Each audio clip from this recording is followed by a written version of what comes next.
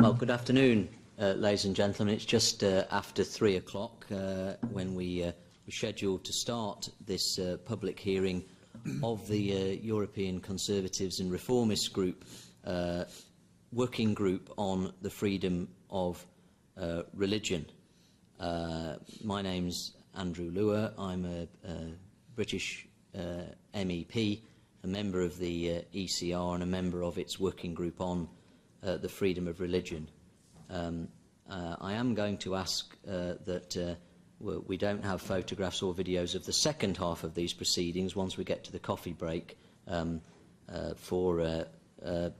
respect the security of those involved. But this first half is much more able to do that, and you will have had copies of the programme which should be in front of you.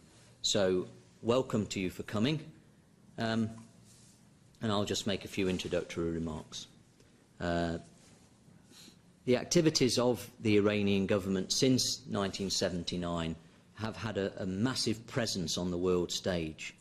Its geographical location, its oil reserves, but especially its activities beyond its borders, with its neighbours, but way further than that as well, including through the sponsorship of terrorism and destabilising and radicalising already vulnerable states, are why it looms so large. These large-scale issues, and of course the nuclear programme in particular, are dominant considerations in the world. But today they are context rather than central. They are relevant insofar as they inform what we're looking at today, which is religious freedom within Iran. Others, and some are here, my colleague Charles Tannock has arrived in particular, are much better informed and experienced about those broader geographical questions. But we want to look at the history, and Iran has one of the longest histories of Christian presence on earth. But especially since 1979, we want to look at the special brutalities towards members of the Bahá'í faith, and those have come into focus particularly since 1979. And one of the earliest reasons for my seeking this hearing was learning about the story of Mona Mahmoudinzad and her 9 female co-religionists who were hanged in the most vile way in 1983 simply for having and refusing to renounce their Bahá'í faith. Mona was 17 years old when she was hanged by the current Iranian regime.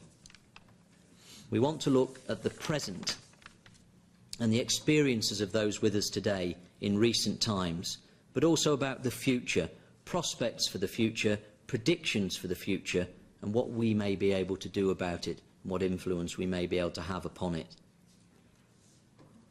In terms of what to do, people may ask why the European Parliament is relevant, and I'd say this, that trade links with Iran and the EU have been in the freezer since the development of the nuclear programme in Iran. There's scope for this to change after recent progress with the 5+1 talks. And yet, political repression, certainly the number of executions has gone up recently, and the Iranian regime's embrace, their worship almost of the rope, is one of its very most distasteful features. And all recent stories about banning Christians from celebrating Easter are also a cause for serious concern in that regard. So what role for human rights in softening the sanctions regime against Iran, as well as progress over nuclear developments? But even putting questions of the foreign policy and trade role of the European Union and the European Parliament to one side, what a hearing like this can do is provide sunlight, can provide illumination to a wider audience about the experiences of our guests. And that can only help and can only make people better informed, and it's always right that that should happen. It is relevant just to underline that by highlighting prohibitions to religious freedoms and the very real climate of fear that exists in Iran, we're not singling Iran out. The ECR Working Group on Religious Freedom has already looked at North Korea. It has some severe concerns about the misuse of the blasphemy law in Pakistan. There is, of course, the brutality and repression on display by Daesh, Islamic State. And there's also concerns about human rights in countries like Saudi Arabia, other parts of the Middle East and elsewhere. They're all very real. They're all very worthy of attention. So to conclude, this hearing is part of a resolution on my part to make more explicit in my public work my religious faith. I'm a Methodist Christian myself. It's a way to get beyond large geopolitics in some respects and to get to the very real personal stories where lives and families and communities have been torn apart, sometimes destroyed, and very often clouded by the sort of fear that we here in the EU and most of Europe on the whole has no recent experience of. We can only admire, we can only be in awe of those who stay faithful in the face of the fear of the knock on the door, the sudden act of repression, the uncertain future. So welcome to our guests. Let's hear from them all now. There will be time for questions and answers after the second session, but let's move straight on to our first speaker, who is my fellow ECR colleague and MEP and co-chair of the ECR Working Group on the Freedom of Religion, Mr. Peter van Dalen. Peter.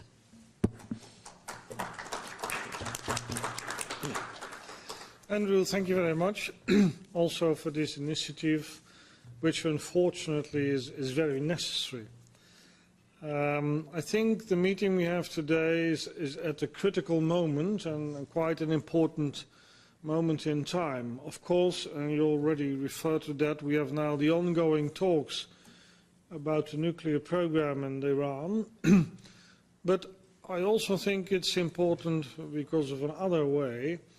I checked the web pages with country-specific information of the EU External Action Service, and what struck me that I only did find one explicit official explanation in 2014 about the human rights situation in Iran made by Catherine Ashton, and in this year, 2015, only one official explanation made by Madame Mogherini. So what struck me is we are in a very important time period in the relations with Iran, but just two official statements on the EES website, country-specific information, one in 2014 and one in 2015. That, for me, was rather strange, and therefore I would like to hear also what from the External Action Service will be the comments on this later on in our meeting today. I am here not only as co-chairman of the ECR Internal Working Group on Religious Freedom, but there is also a parliamentary intergroup on freedom of religion or belief and religious tolerance. I'm co-chairing this with my colleague Dennis de Jong, and also Tine Elam, who is a member of our bureau, is also present in the meeting here today. In both ways, I'm really active with an issue that is close to my heart, and I'm really anxious to bring on the table here today. What we see in information, for instance, provided by the organization Open Doors or by Bahá'í organizations or by the International Humanist and Ethical Union, we see in all these reports that Iran is considered a grave violator of religious freedom rights for all sorts of people, be it Christian, Baha'i, atheist and humanists. So we are dealing here with a country that is really discriminating, although it has in its constitution a very different opinion, because in Iran's constitution you can read in Article 13 Zoroastrians, Christian and Jewish Iranians are the only recognized religious minorities. By Christians they mean only a few traditional churches of ethnic minorities such as Armenians, who anyway are not allowed to hold services in Farsi and cannot admit new members from outside to their communities. And Iran's highest functions of state, as you know, are reserved for Muslims. Iran's penal code mandates higher punishments for non-Muslims than for Muslims. Non-Muslims are also discriminated, for example, in marriage and in inheritance laws. And of course, Bahá'í are not allowed, even in theory, to exist. The problem is it gets worse. A report from the International Federation of Human Rights estimates that in 30 years, 200 Baha'is were killed because they just were Baha'i.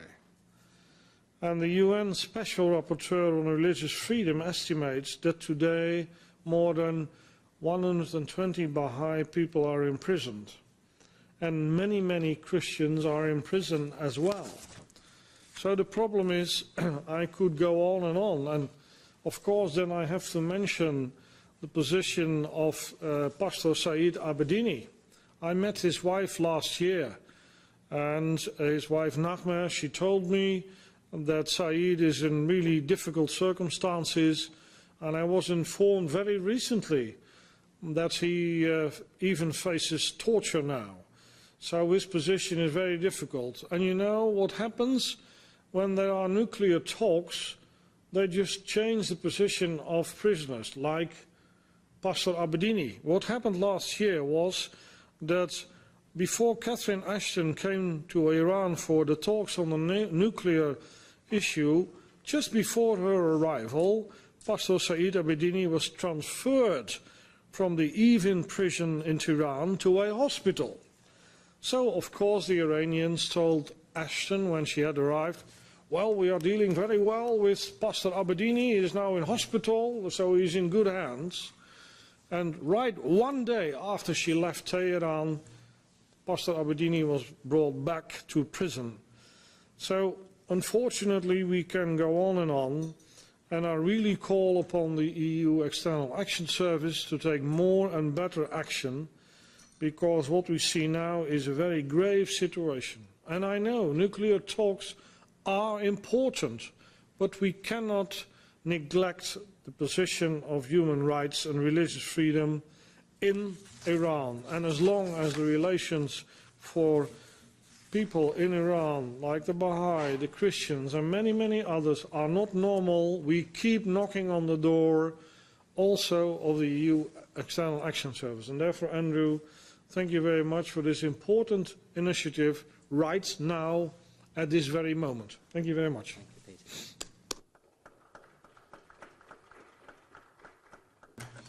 Well, thank you for those words, Peter, and thank you for your support with your considerable experience in these issues of religious freedom for providing a platform to enable us to discuss this particular issue today. So I'd now like to turn to Dr. Sanabargh Zahedi, who's the Chairman of the Judicial Committee of the National Council of Resistance of Iran, for us to listen to some words from you, sir. Thank you.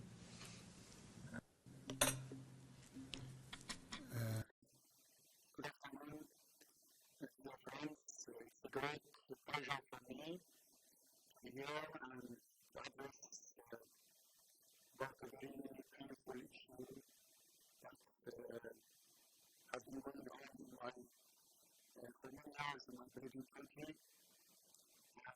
Obviously, I don't intend to give a personal account about my own suffering, including those of many of my best friends, colleagues, and members of my family.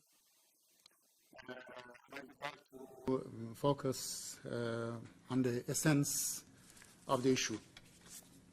And so, first of all, I would like to thank Mr. Andrew LEWER and also Mr. Van Dalen for this initiative to hold this meeting and I hope we will be able to shed light to one of the gross injustice and violation of the most fundamental human principles under the mullahs' rule in Iran.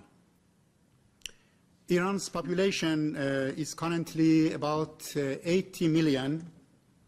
Iranians were Zoroastrian before Islam came to Iran. And for the past 500 years, majority of the Iranian people adhere to Shiite branch of Islam known 12 Imam Shia.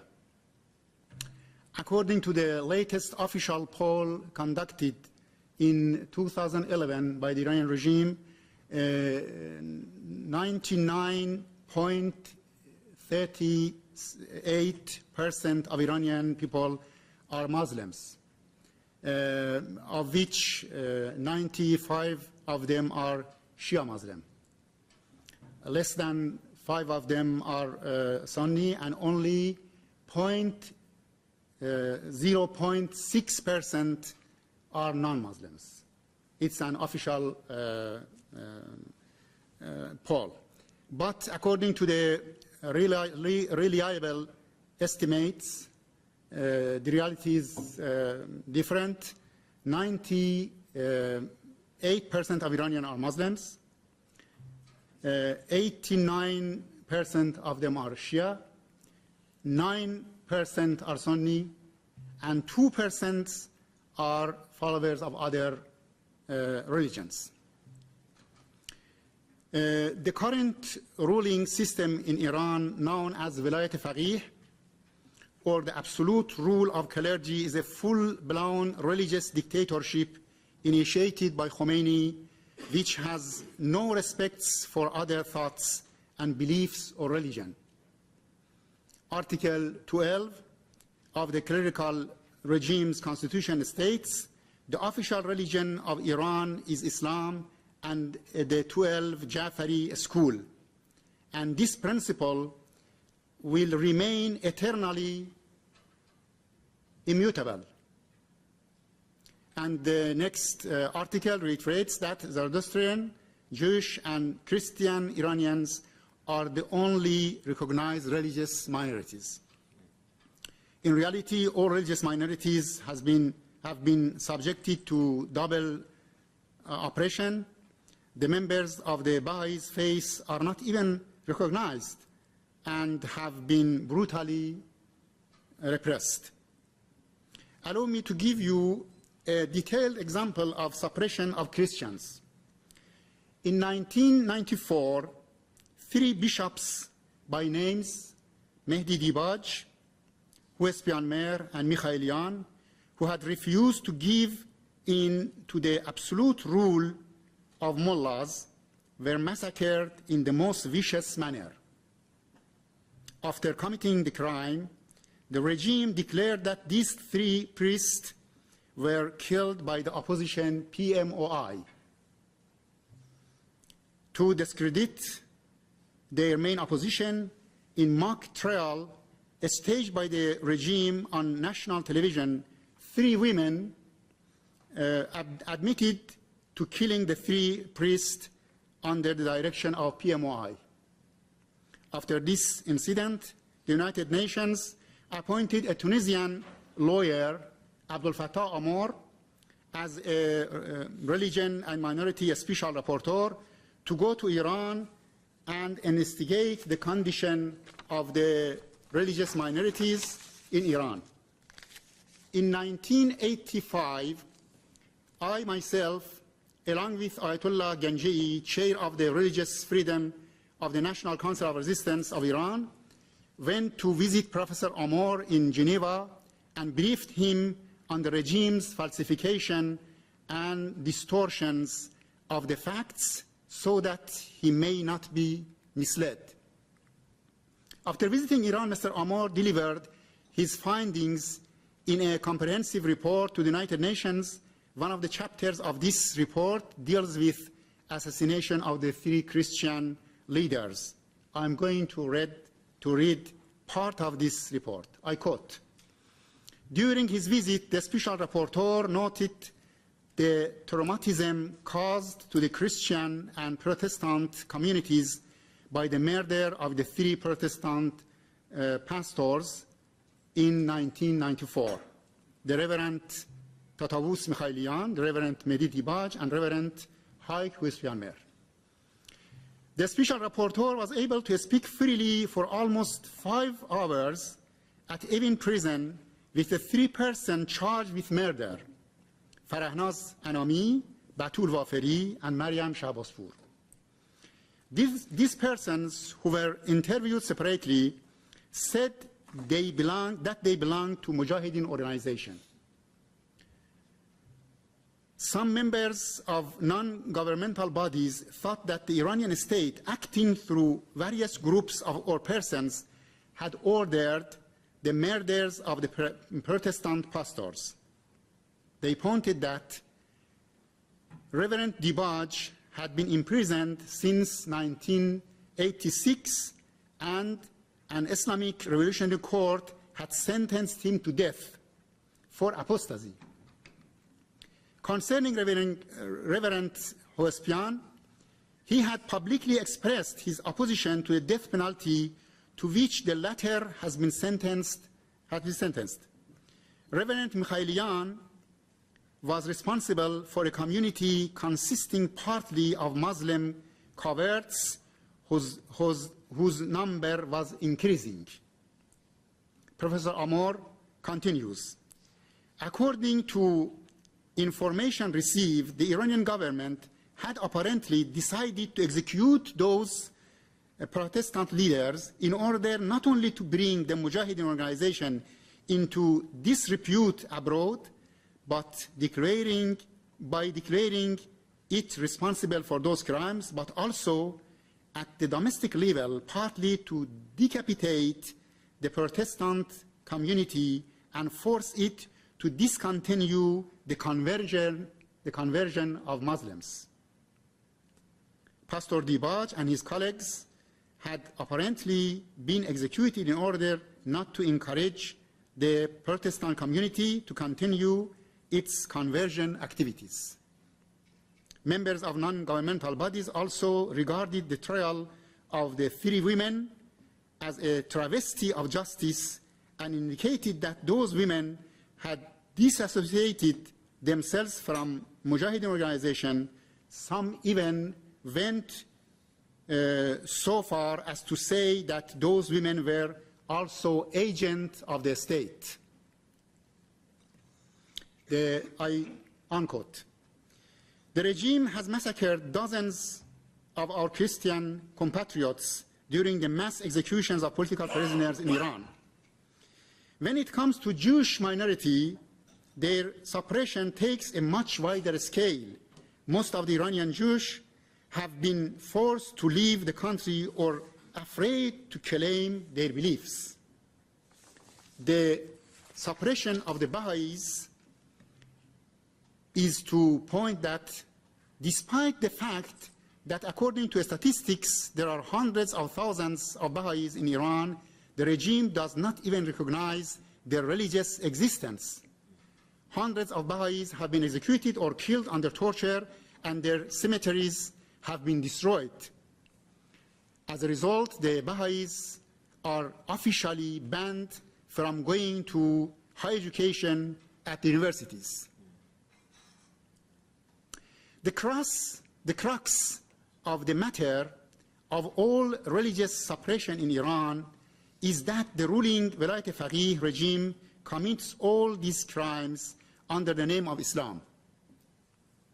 I wish to point out that as a Muslim scholar and a lawyer who had done a lot of work and research in the field for many years, and also as a member of a democratic movement, meaning PMOI, the crimes committed by this regime are only to prolong its existence and has nothing to do with Islam.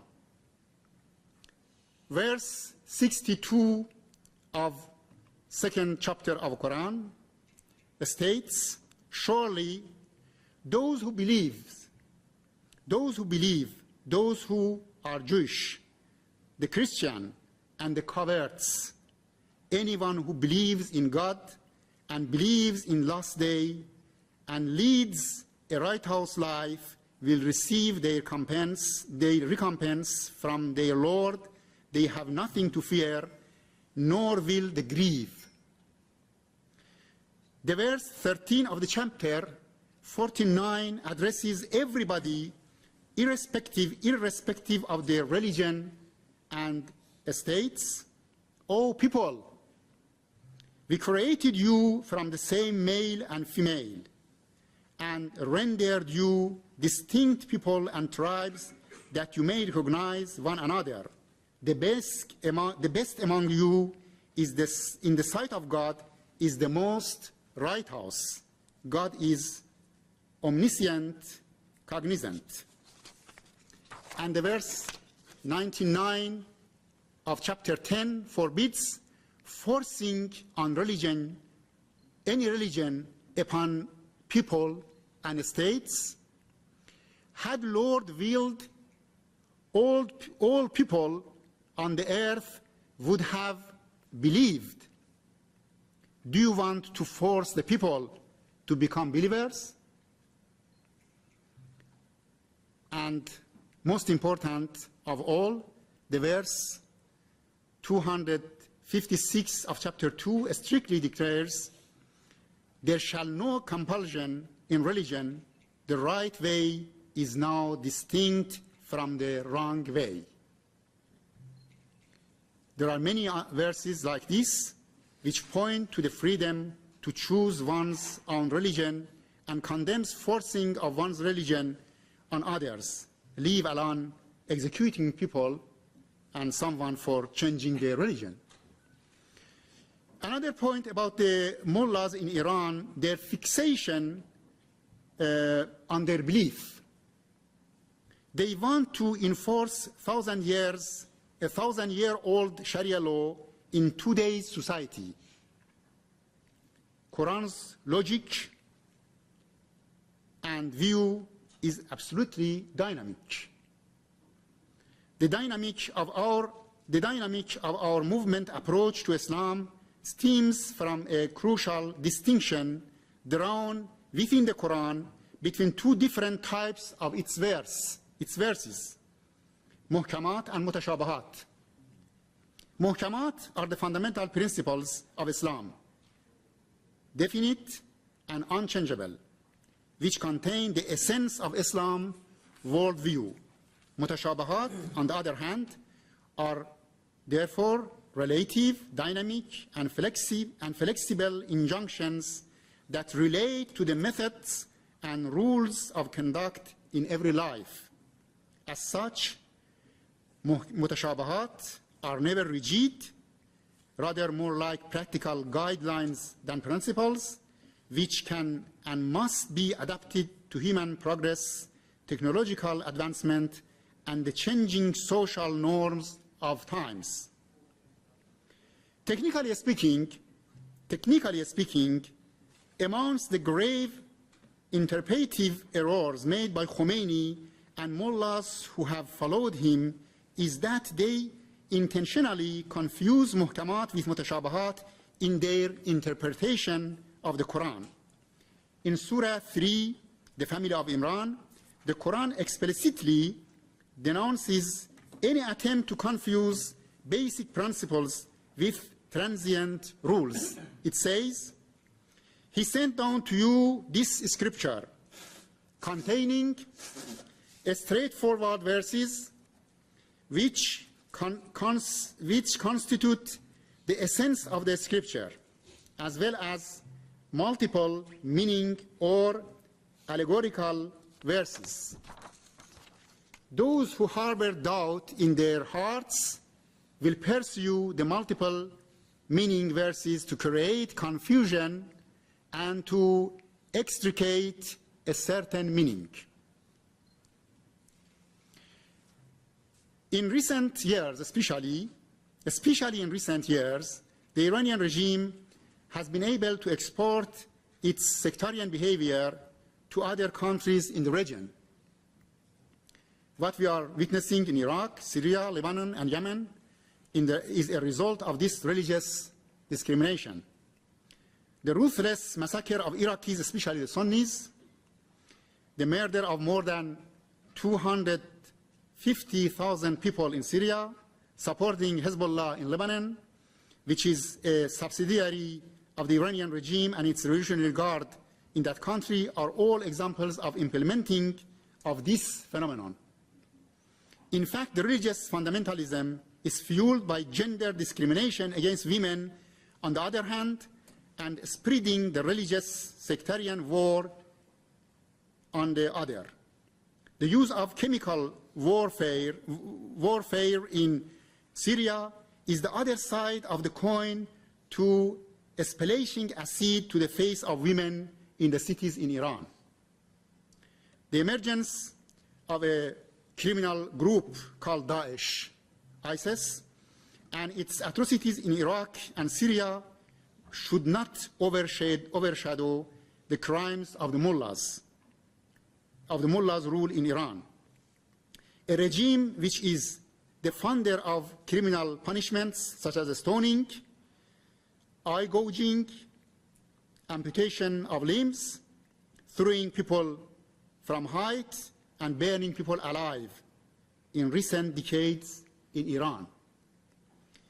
In fact, Daesh, which calls itself the Islamic Caliphate, is a petite Sunnite version of the regime ruling Iran. We should not forget that in summer 1988, the regime massacred over 30,000 political prisoners in cold blood.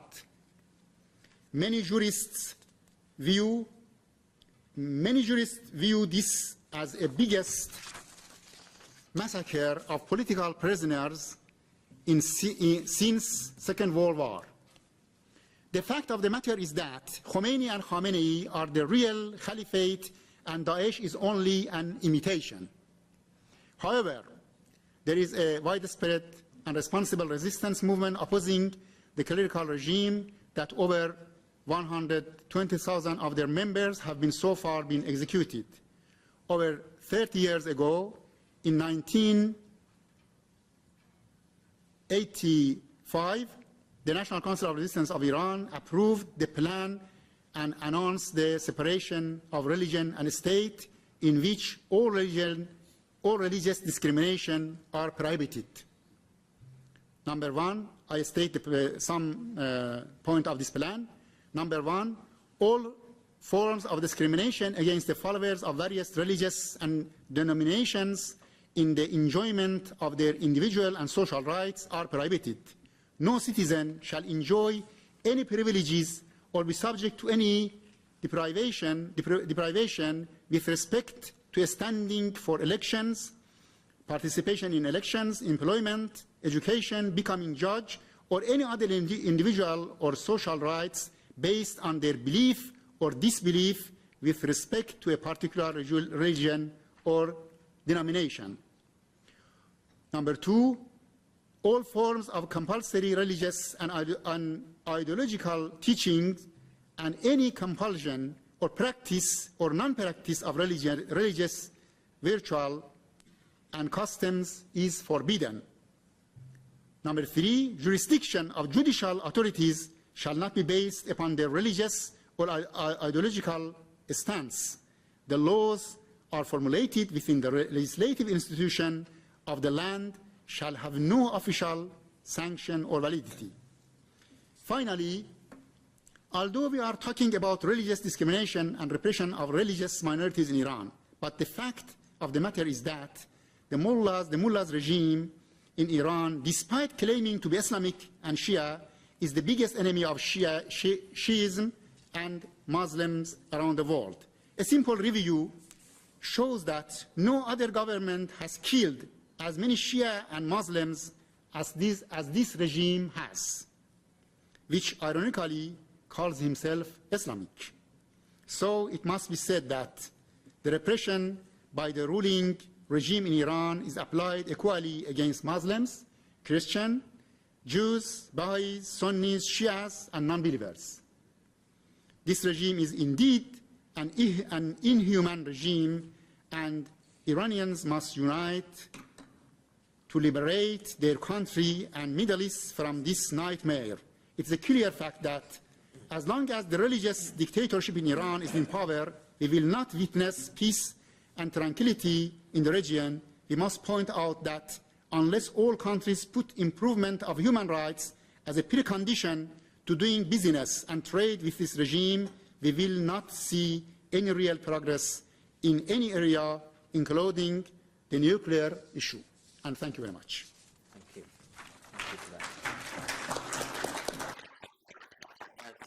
Thank you very much, and thank you both of my speakers for getting through some complex issues in a timely fashion. And as a result, I'm proposing that we'll move straight on to hear from Chrissy, the Advocacy Officer for Elam Ministries now, and then we'll have our coffee break. So we'll continue straight on for the moment and hear from you, Chrissy. Thank you for being with us today. Good afternoon, and many thanks, Andrew, for inviting me to stand the panel here this afternoon. As I'm just saying, my name is Chrissy, and I work for a UK charity called Elam Ministries, which exists to support the church in Iran. As part of that, we seek to raise awareness about the persecution the church is facing. So, where religious freedom is very much on my heart as a whole, my expertise relates to the Christians in particular, so that's where I will focus my thoughts this afternoon. Christians in Iran have been suffering in a particular way ever since the Islamic Revolution.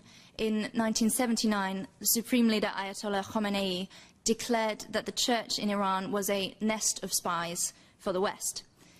In saying this, he ushered in an era of new hostility towards Christians, and this mindset continues to this day. The Iranian regime continues to see Christians who have been formerly Muslims, and that is the vast majority of Christians in Iran today, as fundamentally at odds with the revolution. And I'll explore a bit more why that is a bit later. But this mindset, this sort of rhetoric, causes real suffering for ordinary Christians who simply want to practice their faith in peace. And so to explain that a bit further, I'd like to start by sharing the story of one family that I met in November and interviewed. This is Yaqub and Mina. They're married.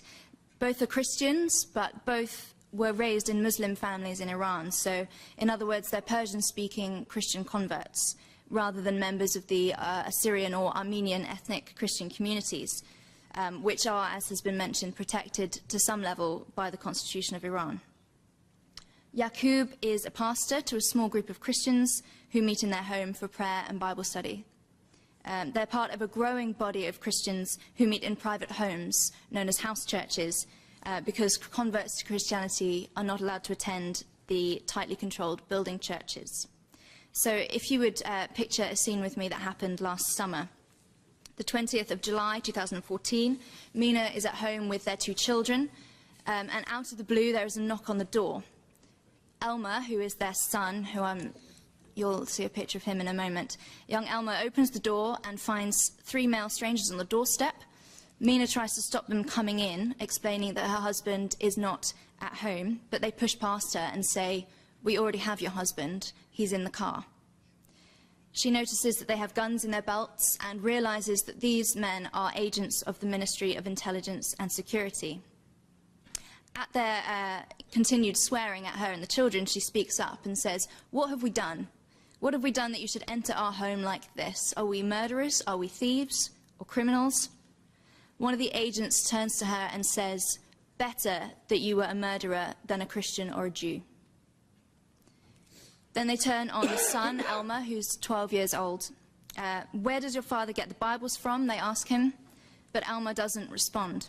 So a couple of them take him into another room and bar the door and start intimidating him and yelling at him. Mina can hear what's going on through the door, but can't do anything to protect her son.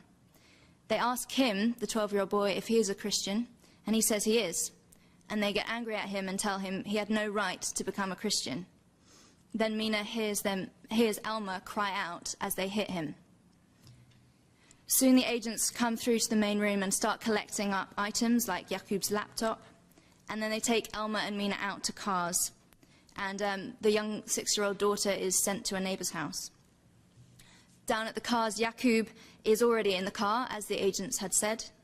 Earlier that afternoon, Yaqub had been arrested and beaten up in the agent's car. So now Yaqub, Mina and Alma are driven to the intelligence agency detention centre in their local city. Yaqub is taken inside where he's beaten up further, and Alma and Mina have to stay in the courtyard where they can just about hear the sounds of their father and husband being beaten up. I remember Yaqub turning to me and telling me what happened in that interrogation room, and describing how at one point the interrogator pushed him off his chair with his hands around his neck and began choking him. When he comes out of that room, Yaqub's mouth is full of blood because he's been beaten continuously for about 15 minutes. Alma and Mina, the son and wife, are held for questioning for the rest of that day, and Mina is told that both she and her husband will be killed because of their Christian faith. So at the end of that first day, Alma and Mina are allowed to return home. They're instructed not to go anywhere or tell anyone what's happened, and their phones are being tapped so they can't call anyone for help. Yaqub is then held in solitary confinement for 17 days and taken regularly for long sessions of interrogation. He's beaten up many times in this period. His shoes and socks are taken from him, and the floor conditions are so bad that he can't stand up by the end of those 17 days because the pain in his feet is so bad. I'm now going to quote briefly from Yaqub directly. He says, "During that time, they told me to recant my Christian faith 9 times. They accused me of being a spy for Israel and trying to destroy Iran. They threatened to hang me. They threatened to charge me with apostasy. That's a charge which in Iran would carry the death penalty for men." On day 15 of his incarceration, Yaqub goes on hunger strike. And 2 days into the strike, the detention centre officers get so scared about his health that they send him to a local prison instead, where he spends a further 8 days.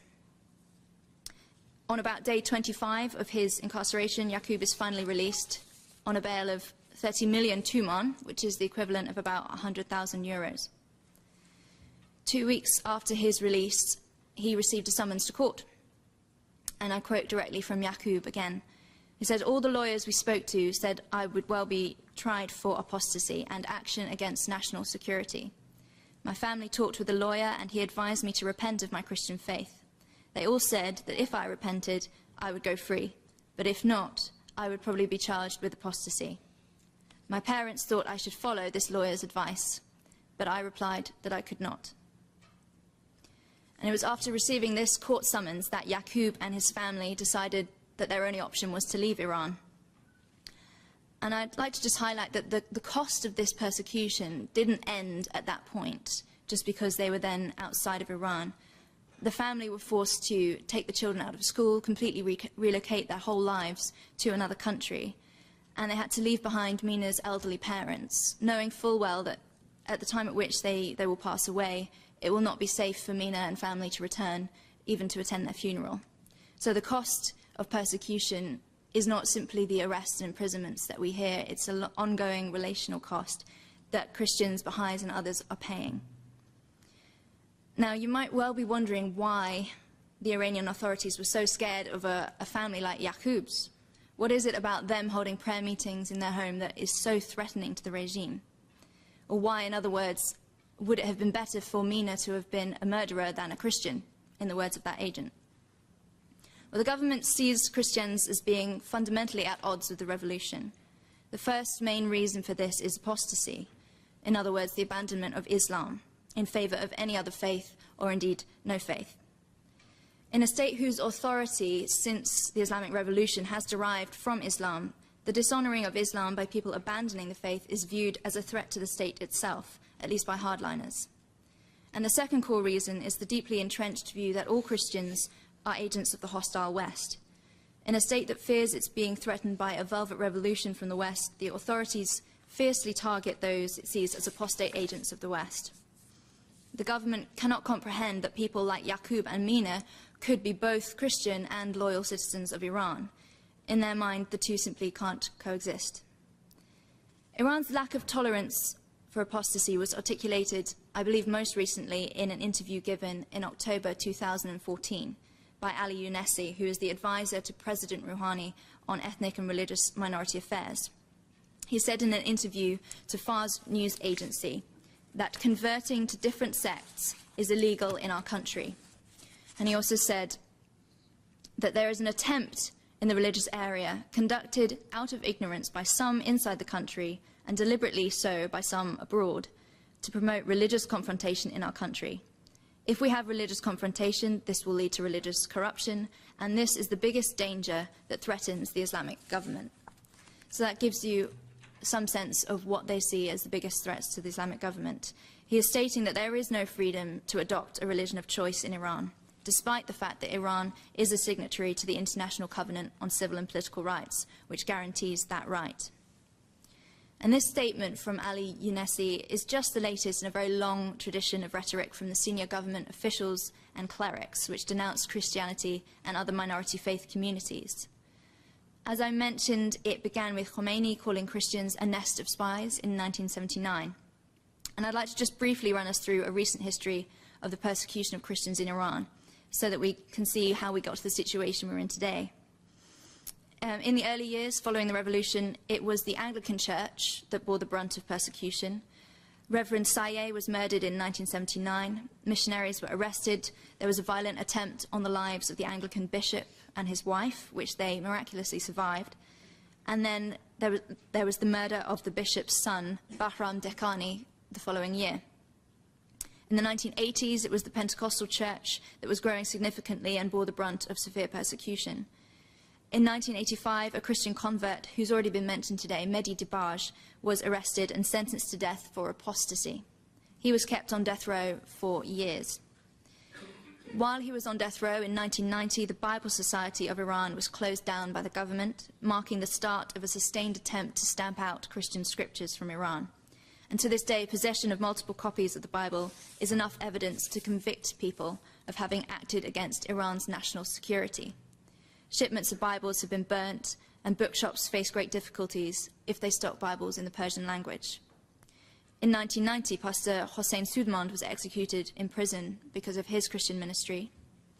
For Mehdi Dibaj, still on death row in the early 90s, the execution order finally came in 93. There was intervention in the form of an international campaign, which was led by the superintendent of the Assemblies of God Church, Haik Hovsepian, who's also been mentioned. And there was also intervention on his behalf from the Vatican, which resulted in the release of Dibaj in 1994. However, not long after Dibaj is released, Haik Hovsepian was murdered, and later that summer, Mehdi Dibaj was also murdered, and as has been mentioned, Tatius Mikhelion also murdered that year. So after that terrible year, the persecution seemed to quieten down until a further leader was murdered in 1996. And there then followed a period of relative stability for the Christian community during the presidency of Khatami from 1997 to 2005. Under Ahmadinejad, however, the situation deteriorated again, with the 2009 post-election protests and the intense crackdown on all dissident voices. Christians were arrested in greater numbers, and all churches that operated in the national language of Persian rather than Armenian or Assyrian were increasingly forced to either shut down their Persian activities or they were forcibly shut down as a whole. As alternatives dwindled, the now large numbers of Christians from a Muslim background were increasingly forced into attending underground house churches. Then in autumn 2010, Ayatollah Khamenei visited the religious city of Qom and made a speech which heralded in a fresh wave of hostility against the house church Christians. In this widely publicized speech, he called the house churches parasites and, along with the Bahá'í minority, likened them to the Taliban. Then in a 2-month period beginning at Christmas 2010, nearly 300 house church Christians were arrested in a series of coordinated raids by Iran's Ministry of Intelligence, following what must have been a mammoth monitoring operation. My friend and colleague Sarah will share a bit later, as she was one of those Christians that was arrested at that time. And the latest chapter in this brief timeline is examined in this report, Rouhani's Iran. What has happened to Christians under Rouhani? Well, last month, 2 groups within the UK Parliament published this new report on the persecution of Christians in Iran, following an inquiry into the subject which we helped to coordinate. During the inquiry, the panel heard many first-hand testimonies about the persecution, and they came to the conclusion that Christians are faring no better under Rouhani than they did under Ahmadinejad. This report documents the fact that many elements of Yaqub and Mina's story, which we heard earlier, are common to what other Christians continue to suffer. For example, Mina and Yaqub's story started with arrests and a house raid and the confiscation of Christian materials. This is a very common pattern.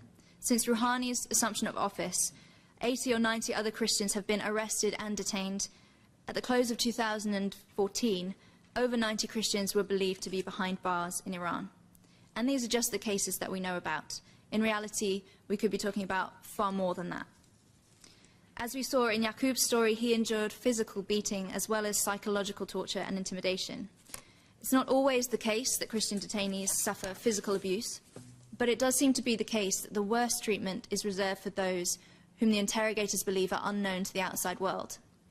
Yaqub's situation, for example, was completely unknown at the time that it happened. And we know of another case of a Christian man, also a convert to Christianity, who was held in solitary confinement and interrogated over a period of 94 days in 2013. And he endured incredibly harsh torture. He was hung for hours at a time from the ceiling by his wrists, and he endured electric shock torture. And sometimes the electric baton was even applied to his face. And his case was completely unknown also at the time that this was happening. Similarly, court cases and imprisonment are a regular pattern. Yaqub managed to leave the country before his case was heard in court. And interestingly, it does seem that this may have been the Iranian authorities' hope all along. I say this because there was one group who faced a court hearing in autumn last year, who were told directly by the judge that he was deliberately delaying issuing a verdict to them in order to give them time to flee the country. See, Christians who leave Iran voluntarily save Iran the high costs of court cases, the high costs of housing Christians in prison for many years, and crucially, it saves Iran from further international outcry. It seems logical that Iran's government wants to see Iran's Christian community remove itself from the country, for there are too many of them now to jail them all. Some Christians, of course, do get sentenced, and when they do get sentenced, they often are serving many years. One Christian I interviewed last autumn was sentenced to 10 years. Another is serving 7, another 8, and many are sentenced to 5 or 6 years, mostly for crimes against the national security of Iran. But despite the arrests, besides the arrests, abuse, and imprisonments, Christian community also faces difficulties in everyday life. For example, I interviewed a couple in November, and the lady had lost her place at university in the summer of 2013 because her Christian faith was discovered. She had nearly finished her degree, but now she has no chance of graduating. Her husband, similarly, lost his job in a state hospital around the same time because his boss discovered his conversion to Christianity. And these kind of stories are worryingly common. Everyday things that we might take for granted, such as weddings, are also difficult for converts to Christianity.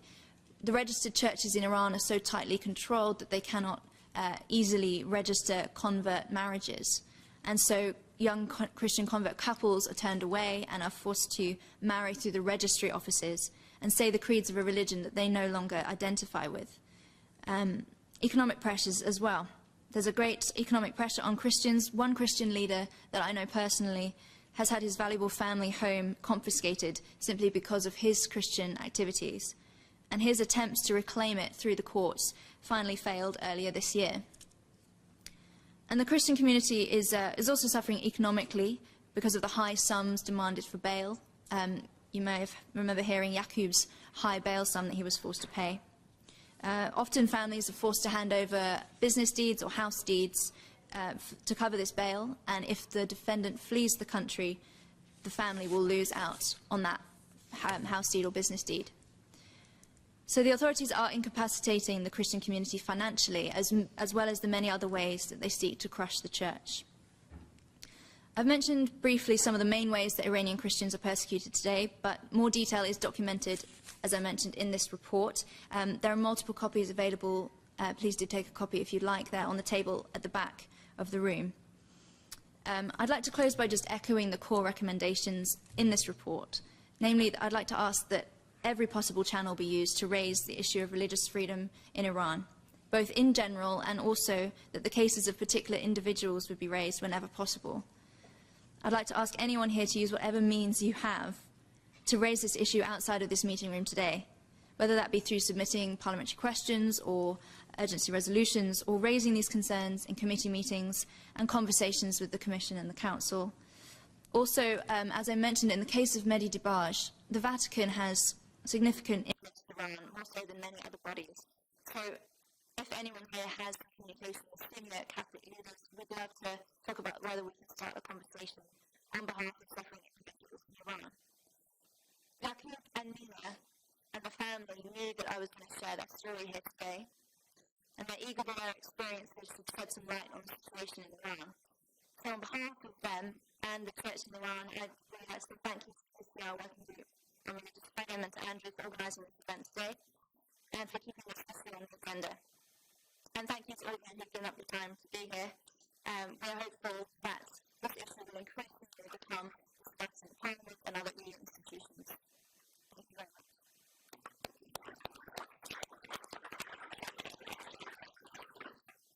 Thank you very much, Chrissy, for sharing those distressing stories and having me stand back in admiration for those people who suffered for their faith and died to share their stories and their identities with the wider world.